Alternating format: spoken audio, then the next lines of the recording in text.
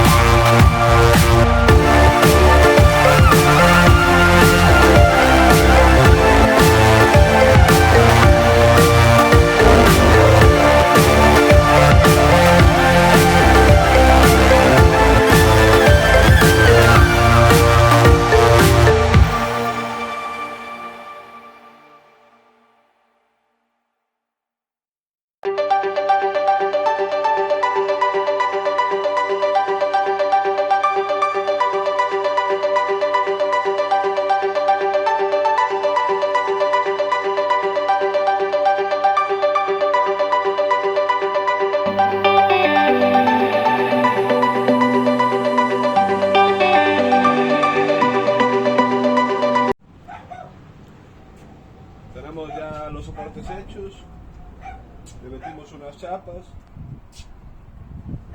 le metimos aquí un tubo para tener juego aquí, para que una vez que subamos que no nos toque el faldón. Y nada, con esto el soporte es lo que vamos a hacer, y con el tubo que es regulable, este soporte vamos a meter aquí un gato que agarra aquí en el medio de la rueda, vamos a subirlo y vamos a meterle unas presillas a la altura que queramos para poder nos queda suficiente altura como para andar en el escape. Aquí abajo vemos que tenemos juego para... Nada, vamos a darle una vuelta alrededor para que veáis cómo quedó finalizado. Como dije al principio, siempre es mejor comprar un elevador, pero bueno, aquí no tenemos sitio y tenemos que hacerlo así. Entonces nada, vamos a verlo así por diferentes lados. Ahora mismo no lo tenemos levantado, pero bueno, así a esta altura nos va bien.